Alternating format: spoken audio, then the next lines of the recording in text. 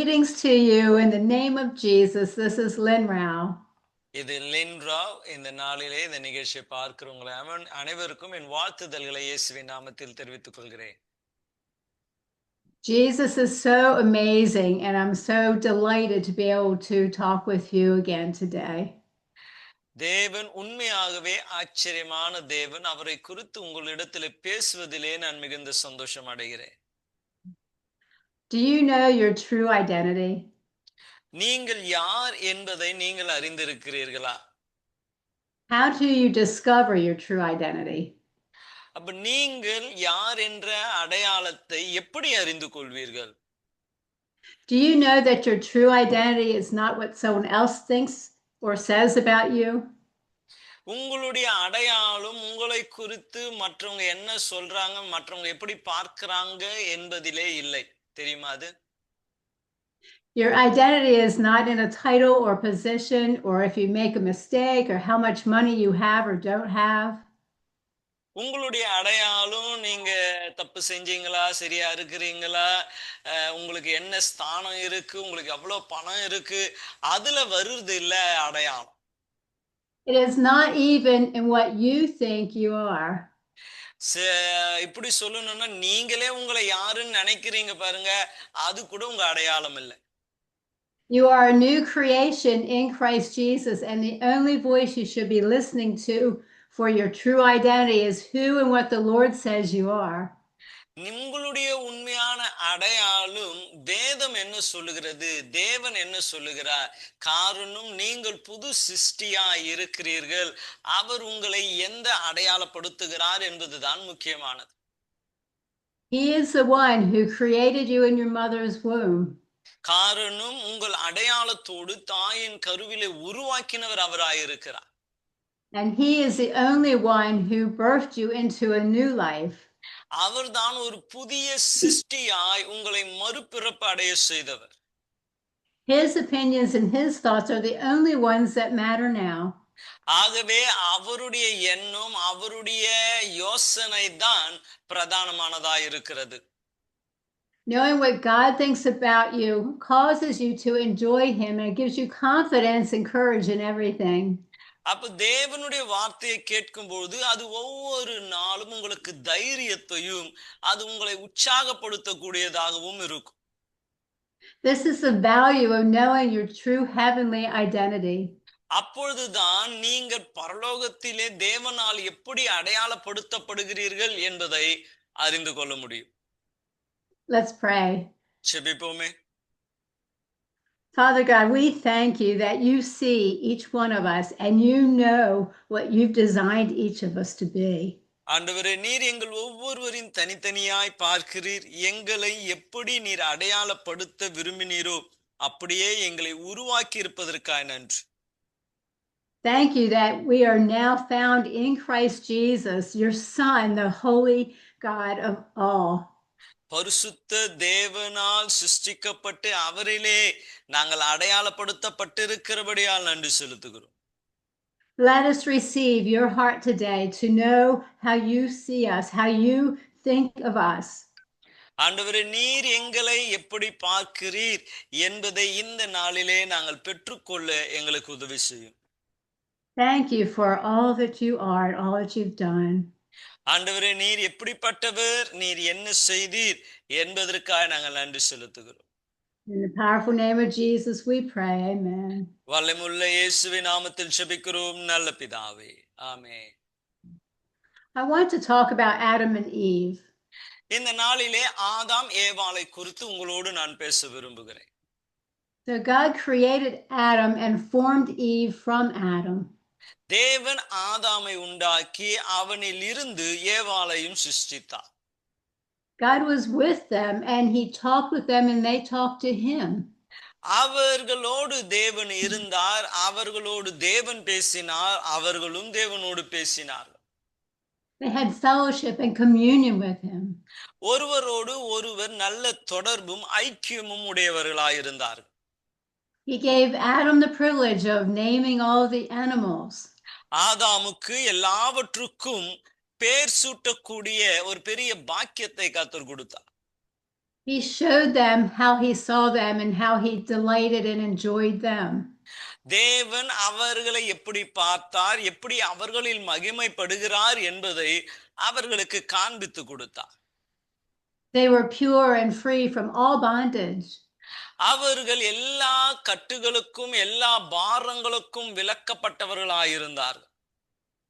And God gave them free will to choose. அவர்களுக்கு சுய விருப்பத்தை தேவன் கொடுத்தார். எதை தீர்மானிக்க வேண்டுமோ அவர்கள் சுயமாய் தீர்மானித்துக் கொள்ளலாம். But he did warn them to stay away from something that would be harmful to them. ஆனாலும் அந்த சுய விருப்பத்தை கொடுத்திருந்த போதும் அவர்களை எச்சரித்தார், நீங்கள் சில காரியங்களை செய்யக்கூடாது, அது உங்களுக்கு தீமையாய் விளையும் என்று.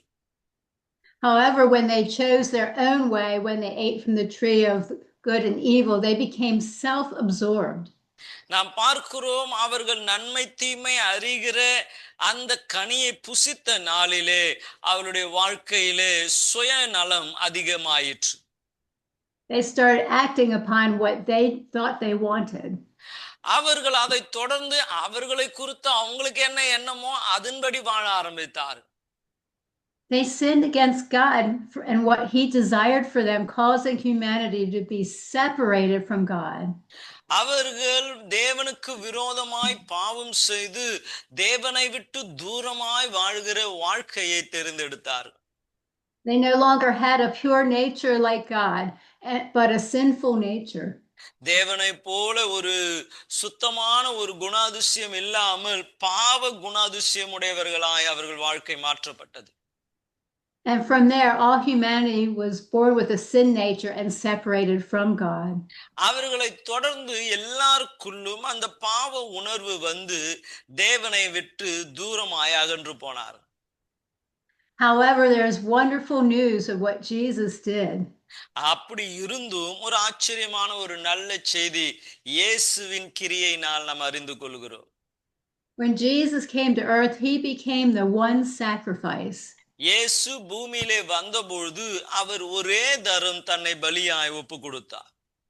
The one sacrifice without sin to pay the cost for the consequences of sin for every person born of earth. இந்த பூமியிலே பிறந்த எல்லா மனுஷனுக்கான பலியாக அவர்கள் செய்த தவறுக்கு நிவர்த்தியாக தன்னை ஒப்பு கொடுத்தார். And because of the sacrifice of Jesus, God does not and will not separate himself from you, even when you make a mistake. அப்ப இயேசு செய்த அந்த தியாகத்தினாலே தேவன் ஒரு நாளும் உங்களை விட்டு விலக மாட்டார். காரணம் தேவனுடைய தியாகத்தின் நிமித்தமாய்.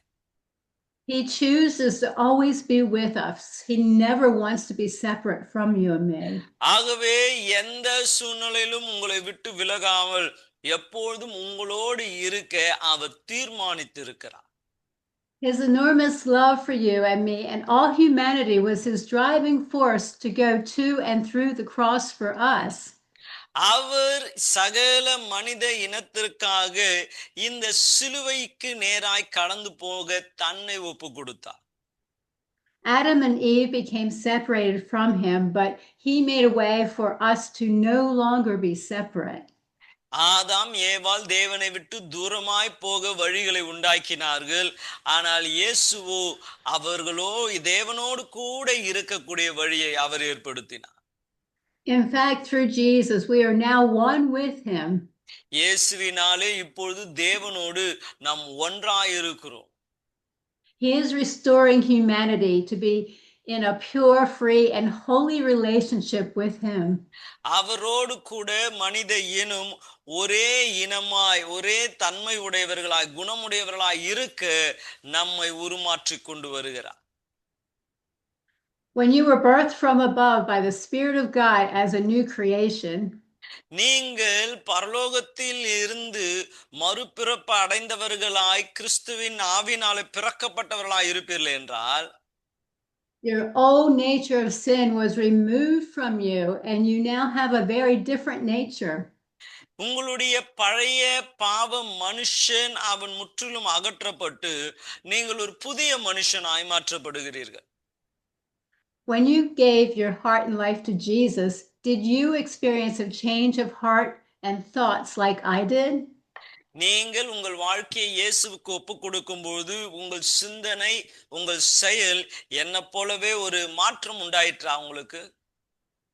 Just like you experienced him then you can experience him every day. நீங்க ரட்சிக்கப்படும் பொழுது உங்களுக்குள்ள இருந்த அந்த மாற்றத்தை ஒவ்வொரு நாளும் உங்களாலே அனுபவிக்க முடியும். You can enjoy God every day. ஒவ்வொரு நாளும் தேவனில் மகிழ்ந்திருக்க உங்களால முடியும். You are righteous and not a sinner, even though you do sin from time to time. நீங்கள் அப்பப்ப நீங்க பாவம் செய்யலாம், ஆனால் தேவனோடு கூட நீங்க வளர ஆரம்பிப்பீங்க. Let's turn over to 2 Peter.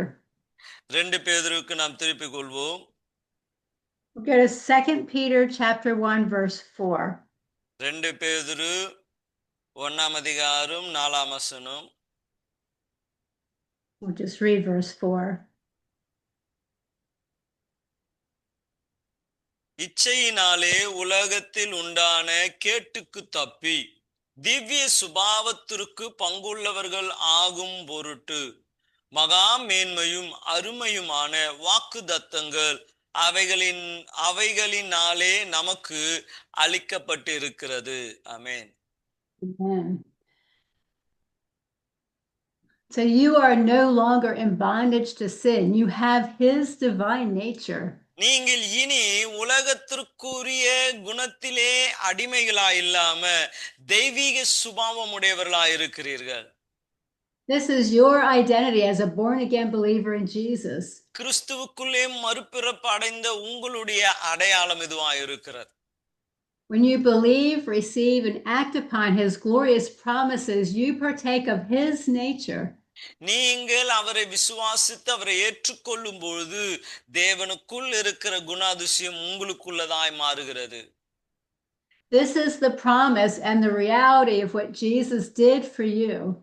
இதுதான் தேவன் வாக்கு பண்ணினது அவருடைய நிஜமான செயலுமாய் இருக்கிறது. So we're talking about his divine nature. What is the nature of God? அப்ப தேவனுடைய தெய்வீக சுபாவம் என்று சொல்லும்போது தேவ சுபாவம் தான் என்ன? What is the nature of Christ Jesus, of the Holy Spirit? அல்லது கிறிஸ்துவு ஆண்டவராகிய இயேசு கிறிஸ்து பரிசுத்த ஆவியானவர் இவர்களுடைய குணாதிசயங்கள் தான் என்ன? He is love, he is peace, he is joy. அவர் அன்பு, சமாதானம், சந்தோஷம் உடையவராயிருக்கிறார். He is pure. அவர் பூரணம் உள்ளவர் அல்லது சுத்தம் உள்ளவராயிருக்கிறார். He is merciful and kind and gentle and humble and patient and gracious. அவர் இரக்கம் உள்ளவரும் மன உருக்கம் உள்ளவரும் நீடிய பொறுமை உள்ளவரும் கிருபை நிறைந்தவருமாயிருக்கிறார். And he is so much more than that even. அவையில் நான் சொன்னதை காட்டிலும் இன்னும் அதிகமான குணாதிசயங்கள் அவருக்கு உண்டு. This is who you are now because of his nature that he deposited into you by his spirit at your new birth. உங்களுடைய மறுபிறப்பிலே அவர் உங்களுக்குள்ளே வைத்திருக்கிற குணாதிசயங்களும் இவைகளாயிருக்கிறது. You did not have anything to do with it other than accept his free gift of salvation. இப்பொழுது நீங்கள் அதை பெற்றுக்கொள்கிறதை தவிர செய்யக்கூடிய வேற ஒன்றும் இல்லை. Your real identity is in Christ Jesus. உங்களுடைய உண்மையான அடையாளம் இயேசு கிறிஸ்துவுக்குள்ளே இருக்கிறது. I love this next verse in 1 John. We'll go to it in 1 John chapter 4. 1 யோவான் 4ஆம் அதிகாரம் எனக்கு ரொம்ப பிடித்த ஒரு வசனம். And we'll read verse 17. அதிலே 17ஆம் வசனம். நியாயத்தீர்ப்பு நாளிலே நமக்கு தைரியம் உண்டாயிருக்கத்தக்கதாக அன்பு நம்மிடத்தில் பூரணப்படுகிறது. என்னவென்றால் அவர் இருக்கிற பிரகாரமாக நாமும் இவ்வுலகத்தில் இருக்கிறோமே. Amen. So John is telling us, as Jesus is, so are we now on earth. இங்கே அப்போஸ்தலனாகிய யோவான் சொல்லுகிறார், தேவன் எப்படி இருந்தாரோ அப்படியே நாமும் இருக்கிறோம் என்று சொல்லி. All that Jesus is now is your divine identity, the truth of who you are on earth. அப்ப தேவன் எப்படி இருந்தாரோ அதுதான் உங்களுடைய அடையாளம். நீங்கள் பூமியிலே இப்பொழுது அப்படித்தான் இருக்கிறீர்கள். This is your identity now. You're not someone that you thought was like not worth anything. You are valuable because you are as Jesus is. நீங்க உங்களை குறிச்சு என்ன யோசிச்சீங்களோ தெரியல. ஆனால் இப்பொழுது உங்களுடைய அடையாளம் என்னவென்றால் கிறிஸ்து தான் உங்களுடைய அடையாளமாய் இருக்கிறார். Well, somewhere in the scriptures, Paul tells us that we are to not act like mere humans. ஒரு இடத்துல பவுல் சொல்லுகிறார், சாதாரண மனிதனை போல நீங்க நடந்து கொள்ளாதீங்க என்று சொல்லுகிறார். We are so much more than that. காரணம் அதை காட்டிலும் அதை மிஞ்சினவர்களாய் நாம் இருக்கிறோம். His spirit dwells in us. அவருடைய ஆவி நமக்குள்ளே வாசமாய் இருக்கிறது. We are now new creations with a new divine nature that looks like who Jesus is. இயேசு எப்படிப்பட்டவரோ அப்படிப்பட்ட ஒரு குணாதிசயம் உடையவர்களாய் நாம் இருக்கிறோம். So we can now be able to live and act like him. ஆகவே இப்பொழுது தேவனை போல நடக்கவும் செயல்படக்கூடியவர்களாய் நாம் இருக்கிறோம். Wow, this is stunning to me. I hope you're actually receiving this from him.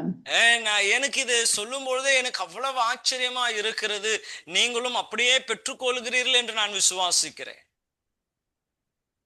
So can you see Jesus throughout scripture? அந்த வசனங்களிலே இயேசுவை உங்களாலே பார்க்க முடிகிறதா? He spent time with Father God and lived his life by saying the things that his dad told him and doing the things that he showed him. பாருங்க, அவர் பிதாவோடு கூட நேரத்தை செலவிட்டு அவர் சொல்லுகிறதை அவர் கேட்டார், அவர் செய்கிறதை இவரும் செய்தார் என்று நாம் பார்க்கிறோம். Jesus was a human being living in the power of the Holy Spirit because he listened to his Father.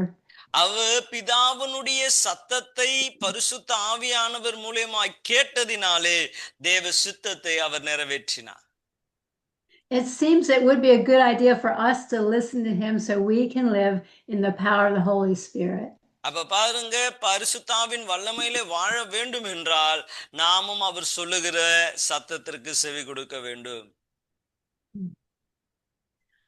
It is imperative that we learn to live in constant communion with Jesus. அப்ப தேவனோடு கூட தொடர்ச்சியான ஒரு உறவு நமக்குள்ளே இருக்க வேண்டியது அவசியமானதா இருக்கிறது. And you do this by learning to continually listen and look for what the Holy Spirit wants to share with you. அப்ப தொடர்ச்சியாய் பரிசுத்த ஆவியானவர் உங்களுக்கு என்ன காண்பிக்க விரும்புகிறாரோ அதன்படி செய்ய நாம் நம்மை ஒப்பு கொடுக்க வேண்டும். It takes practice to be quiet within yourself. அப்ப தேவன் சொல்லுவதை கேட்கிறதுக்கு நாம் நம்மை அமைதலாய் வைத்துக்கொள்ள கற்றுக்கொள்ள வேண்டும். And to set your heart and mind on things above and listen to what he wants to say. அப்போ நம்மளுடைய சிந்தனையும் எண்ணெயும் உன்னதத்திற்கு செவி கொடுக்கத்தக்கதாய் நம்மை உருவாக்கி கொள்ள வேண்டும். This is a practice that takes time to develop. இது நமக்குள்ளே கற்று அல்லது தேர வேண்டிய ஒரு குணாதிசயங்களாய் இருக்கிறது. If Jesus sat with the Father and listened to him and received from him so he could be the person that his Father created him to be, should not we? இயேசுவே தன் தகப்பனோடு கூட அமர்ந்திருந்து அவர் எப்படி வாழ வேண்டும் என்பதை அவரிடத்திலே கற்றுக்கொண்டாரே என்றால் நம்ம கற்றுக்கொள்ள வேண்டாமா? All of the direction he gives us will flow from Christ and lead us deeper to him to become mature. அப்ப எல்லா காரியங்களும் நாம் முதிர்ச்சி அடைய அவரிடத்தில் இருந்து தான் வர வேண்டும். His longing and purpose for us is to live and walk as Jesus lived and walked on earth. அவருடைய ஆசை என்னவென்றால் இயேசு இந்த பூமியில எப்படி வாழ்ந்தாரோ அப்படியே நீங்களும் நானும் வாழ வேண்டும் என்பதுதான். Let's turn over to 1 Corinthians chapter 2. 1 கொரிந்தியர் 2ஆம் அதிகாரத்தை எடுத்துக்கொள்வோம். Read verse 9 first. அதிலே 9ஆம் வசனத்தை முதலாவது வாசிக்கிறேன். எழுதியிருக்கிறபடி தேவன் தம்மில் அன்பு கூறுகிறவர்களுக்கு ஆயத்தம் பண்ணினவைகளை கண் காணவும் இல்லை, காது கேட்கவும் இல்லை, அவைகள் மனுஷனுடைய இருதயத்தில் தோன்றவும் இல்லை. ஆமென். The things which God has prepared for those who love him. தேவன் அவரை நேசிக்கிறவர்களுக்கு அவர் ஆயத்தம் பண்ணி இருக்கிறதை யாரும் பார்க்கல. Many people think this scripture refers to when we die and go to heaven. சிலர் யோசிக்கிறாங்க நம்ம மரித்து பரலோகத்துக்கு போகும்போது நடக்கக்கூடிய காரியங்கள் தான் இந்த வசனத்துல எழுதி இருக்குன்னு சொல்லி. But this is not the case. ஆனால் அப்படி இல்லை இங்க சொல்லப்பட்டிருக்கிறது. Look at verse 10. Let's read verse 10. 10ஆம் வசனத்தை வாசிப்போம் என்றால், நமக்கோ தேவன் அவைகளை தமது ஆவியினாலே வெளிப்படுத்தினார். அந்த ஆவியானவர் எல்லாவற்றையும் தேவனுடைய ஆழங்களையும் ஆராய்ந்திருக்கிறார். ஆமென். So God has revealed these things to us through his spirit. தேவன் அவருடைய ஆவியானவராலே நமக்கு இவைகளை வெளிப்படுத்தி இருக்கிறார். God has already made these truths and these promises available for us now. இப்பொழுதும் இந்த வாக்குத்தத்தங்கள் நமக்குரியது என்பதை தேவன் ஏற்கனவே அதை வெளிப்படுத்தி இருக்கிறார். The Spirit of God who dwells in us wants us to know the things that God has freely given to us. நமக்குள்ளே வாசம் பண்ணுகிற தேவ ஆவியானவர் தேவன் நமக்கு என்ன கொடுத்திருக்கிறார் என்பதை அறிந்து கொள்ள வேண்டும் என்று அவர் விரும்புகிறார். To know is to experience them. அப்ப அதை பெற்றுக்கொள்ள வேண்டும் என்றால் அதை அனுபவிக்க நம்ம ஆரம்பிக்க வேண்டும். When it comes to the Lord Jesus, to know is always an experience with him. அப்ப இயேசுவினிடத்திலே வரும்பொழுது அவைகளை நாம் அனுபவிக்க ஆரம்பிக்கிறோம். He is not talking about intellectual knowledge, he's talking about experiencing him. அப்ப அவர் ஏதோ நம்ம புத்திக்கு நம்ம ஞானத்திற்கு அதை அறிந்து கொள்ள வேண்டும் என்று அல்ல, அதை நம் வாழ்க்கையிலே அனுபவிக்க வேண்டும் என்று அவர் விரும்புகிறார். It is spirit to spirit, the Holy Spirit to the human spirit. ஆவிக்கும் சொல்ல வேண்டும் என்றால் மனித ஆவிக்கும் தேவனுடைய ஆவிக்கும் இந்த காரியங்கள் தொடர்பை கொண்டு வருகிறதா இருக்கிறது. Can you imagine Jesus sitting with his Father and the Holy Spirit was communicating to him? யோசிச்சு பாருங்க, பிதாவோடு குமாரன் அமர்ந்திருக்கிறார், பரிசுத்த ஆவியானவர் இவர்களுடைய உறவை பலப்படுத்தி கொண்டிருக்கிறார். When Jesus came to earth, he chose the limitations that all human beings have. So he did not just know all these things by osmosis. பாருங்க, இயேசு பூமியிலே வந்தபொழுது அவர் மனுஷனை போல அவருக்கும் ஒரு எல்லை இருந்தது. முன்னாடி இருந்தது போல எல்லாம் தேவனை குறித்து அவர் அறிந்தவராய் காணப்படவில்லை. He lived as a human being like you and me, and he needed to listen to the Holy Spirit to know what the Father was saying and doing. அப்போ அவர் உங்களையும் என்னையும் போல ஒரு மனிதனாய் வாழ்ந்தபடினாலே பிதா என்ன சொல்லுகிறார் என்பதை பரிசுத்த ஆவியானவராலே அவர் கேட்க வேண்டியது அவசியமாயிருந்தது. Let's go down to verses 13 to 16 and read them. அதிலே இதே அதிகாரத்திலே 13 to 16 வரைக்கும். அவைகளை நாங்கள் மனுஷ ஞானம் போதிக்கிற வார்த்தையினாலே பேசாமல் பரிசுத்த ஆவி போதிக்கிற வார்த்தையினாலே பேசி ஆவிக்குரியவைகளை ஆவிக்குரியவைகளோடு சம்பந்தப்படுத்தி காண்பிக்கிறோம். ஜென்ம சுபாவமான மனுஷனே தேவனுடைய ஆவிக்குரியவைகளை ஏற்றுக்கொள்ளான். அவனுக்கு அவைகள் அவனுக்கு பைத்தியமாக தோன்றும். அவைகள் ஆவிக்கேற்ற பிரகாரமாய் ஆராய்ந்து நிதானிக்கப்படுகிறவைகள் ஆனதினால் அவைகளை அறிய மாட்டான். ஆவிக்குரியவன் எல்லாவற்றையும் ஆராய்ந்து நிதானிக்கிறான், ஆனாலும் அவன் மற்றொருவனாலும் ஆராய்ந்து நிதானிக்கப்படான். கர்த்தருக்கு போதிக்கத்தக்க அவருடைய சிந்தனையை அறிந்தவன் யார்? எங்களுக்கோ கிறிஸ்துவின் சிந்தை உண்டாயிருக்கிறது. ஆமென். It is the Holy Spirit who must teach us so we can receive spiritual knowledge. அப்ப பரிசுத்த ஆவியானவர் நமக்கு போதிக்கும் பொழுதுதான் தெய்வீக ஞானம் நமக்கு உண்டாகிறது. Our natural man cannot receive things of the Spirit of God. அப்போ ஒரு மாம்ச மனிதன் ஆவிக்குரிய காரியங்களை பெற்றுக்கொள்ளவே முடியாது. Our spirit receives the revelation first before our human understanding can comprehend it and communicate it. அப்ப நம்மளுடைய ஆவி, நம்மளுடைய மாம்சம் அதை புரிந்து ஏற்றுக்கொள்வதற்கு முன்பதாகவே நம்மளுடைய ஆவி அதை ஏற்றுக்கொள்ள முடியும். We must spiritually discern these things. அப்ப இவை ஒவ்வொரு காரியம் சுற்றி நடக்கிறதை ஆவியிலே நாம் நிதானிக்கிறவர்களா இருக்கணும். Paul says we have the mind of Christ. இங்கே பவுல் சொல்லுகிறார், எங்களுக்கோ கிறிஸ்துவின் சிந்தை உண்டாயிருக்கிறது. We have his thoughts and understanding when we receive revelation from the Holy Spirit. பரிசுத்த ஆவியானவர் இடத்திலே இருந்து வெளிப்பாடை பெற்றுக்கொள்ளும் பொழுது இந்த ஞானம் நமக்கு உண்டாகிறது. This is a privilege of what we have been given through the resurrection of Christ. ஆண்டவராகிய இயேசு கிறிஸ்துவின் உயிர்த்தெழுதலினாலே இந்த ஒரு வெளிப்பாட்டை, இந்த ஒரு நிறைவை நாம் பெற்று இருக்கிறோம். So now we can perceive and know what Jesus is thinking as the Holy Spirit reveals his thoughts to us. இயேசு என்ன யோசிக்கிறார் என்பதை பரிசுத்த ஆவியானவர் நமக்கு வெளிப்படுத்தும் பொழுது அவைகளை நம்மாலே அறிந்து கொள்ள முடியும். Paul tells us in Philippians, let this mind be in you that was also in Christ Jesus. பிலிப்பியர்லே நம்ம வாசிக்கிறோம், கிறிஸ்து இயேசுவில் இருந்த சிந்தை உங்களிலும் இருப்பதாக. This is all part of this new creation, this heavenly identity that Jesus provided for you and me.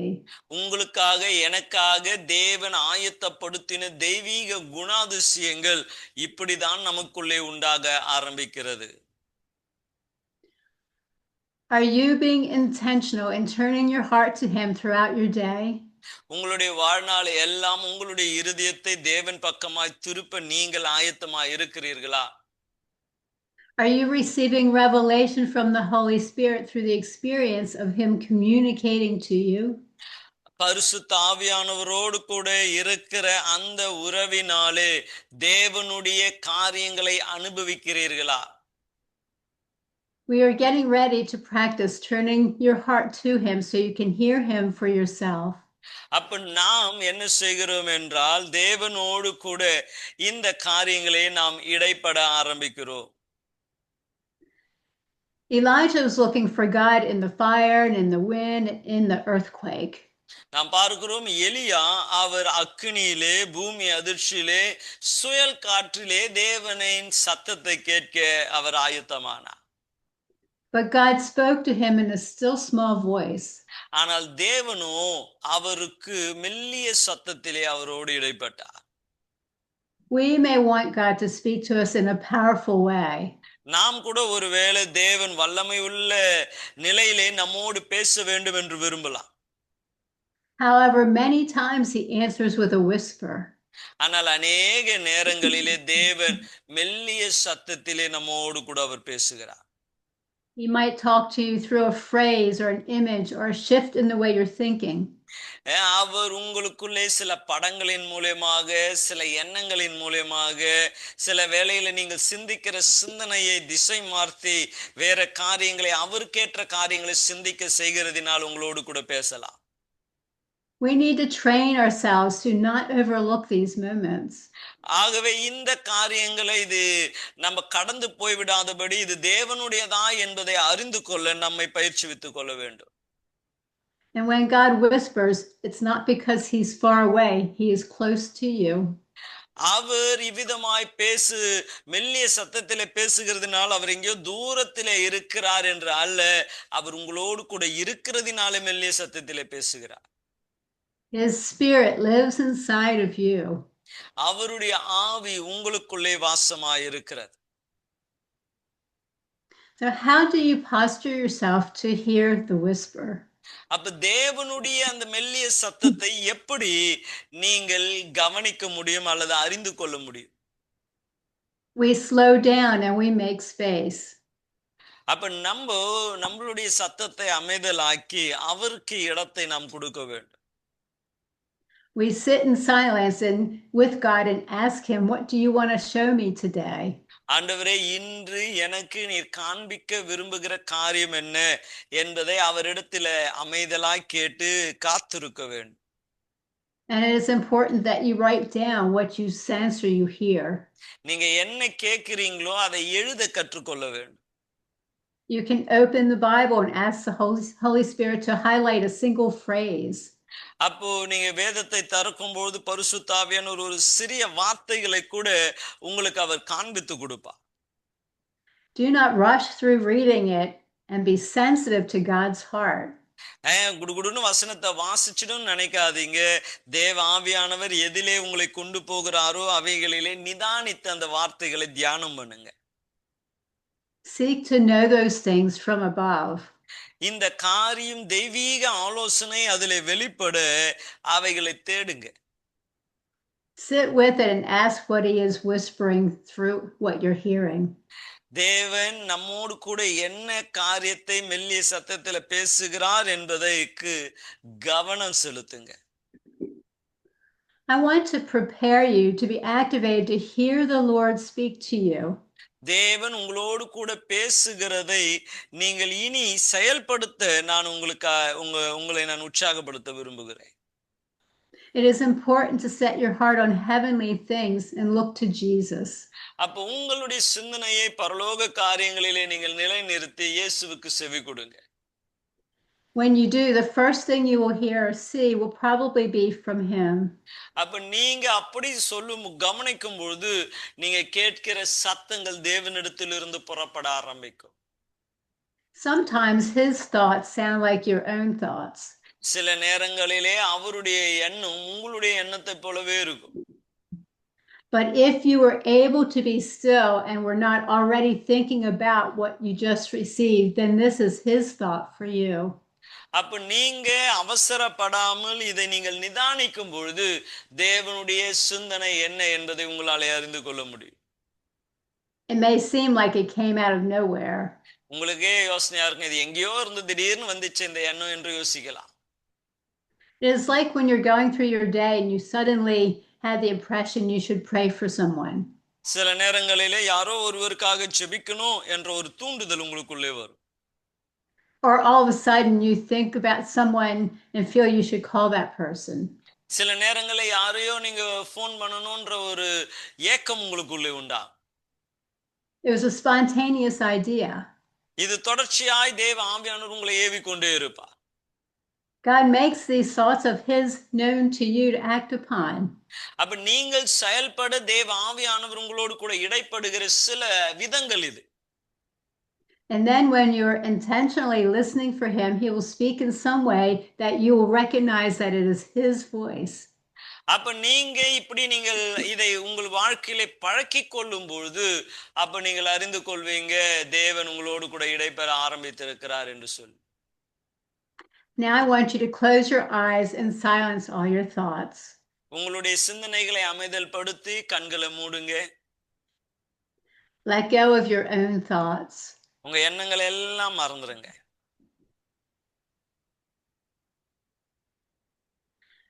Take a couple of deep breaths and relax. நீங்க அப்படியே 2-3 நல்ல பலமா மூச்சு இழுத்து விட்டு அப்படியே கொஞ்சம் அமைதலா இருங்க.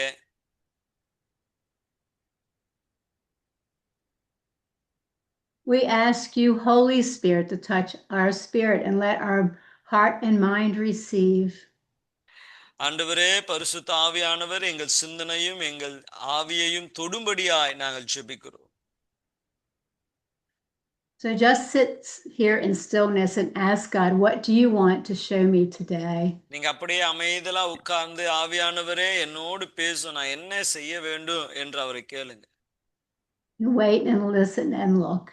நீங்க அமைதலா இருந்து காத்திருந்து அவர் பேசுகிறதை கவனிங்க.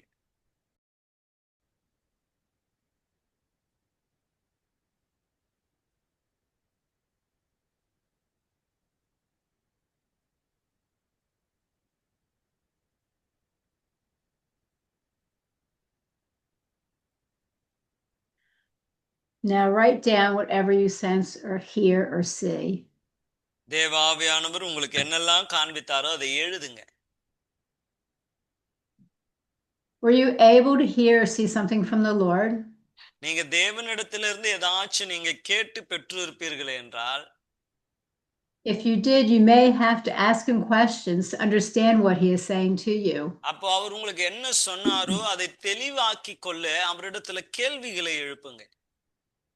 If he gives you a vision, for example, many times they are like parables where you have to discern its meaning. So you will need to ask the Lord for his interpretation. அப்ப உங்களுக்கு ஒரு சொப்பனத்தை கொடுத்திருப்பார் என்றால் ஓமையை போல அந்த ஓமையினுடைய விளக்கம் என்ன என்பதை தெரிந்து கொள்ள தேவனோடு கூட நீங்க கேள்விகளை எழுப்புங்க. This is what a deeper relationship and communion with him is like. அப்ப தேவனோடு கூட ஒரு ஆழமான உறவுக்கு இதுதான் காரணமாயிருக்கும். If you did not experience him, it's okay. ஒருவேளை அந்த அனுபவம் உங்களுக்குள்ள வரலன்னா கூட சோர்ந்து போயிடாதீங்க. Just keep practicing this and you will be able to tune into his thoughts. இதை நீங்க தொடர்ச்சியாய் பயிற்சிவித்துக் கொண்டு இருப்பீர்கள் என்றால் அந்த சிந்தனை அந்த செயலுக்குள்ளே நீங்களும் கடந்து வர முடியும். When you receive a word from him, it will change how you engage with Jesus. நீங்க ஒரு முறை அவரோடு கூட அந்த தொடர்பை ஏற்படுத்திட்டீங்கன்னா அதை தொடர்ச்சியாய் உங்கள் வாழ்க்கையில பெரிய மாற்றங்கள் உண்டாகும். You will want to keep hearing from him because now you're experiencing how he communicates with you. தேவனோடு எப்படி உறவாட முடியும் என்பதை கற்றுக்கொண்ட பிறகு தொடர்ச்சியாய் அவரோடு கூட பேசுகிற ஒரு வாஞ்சை உங்களுக்குள்ளே உண்டாகும். It causes you to want to hear him more often. இன்னும் அதிகமாய் அவரை குறித்து கேட்கணும்ன்ற ஒரு ஆசை உங்களுக்கு வந்து. We just need to turn our hearts and our affections upon him and look and listen and ask him questions. அப்ப நம்மளுடைய எண்ணங்களை அவருக்கு நேராய் நம்ம திருப்பி அவரிடத்துல கேள்வி கேளுங்க. Through his spirit dwelling in us, we have access to his mind and can know his thoughts. அப்ப அவர் நமக்குள்ளே இருக்கிற அந்த ஆவியினாலே தேவன் நமக்குள்ளே அந்த வெளிப்பாடுகளை கட்டளையிடுவார். As we hear his thoughts toward us, we discover our true identity, which is in Christ Jesus. அப்ப அவர் நம்மோடு கூட பேசும்பொழுது உண்மையான அடையாளம் என்ன என்பதை நாம் அறிந்து கொள்வோம். Amen. ஆமென்.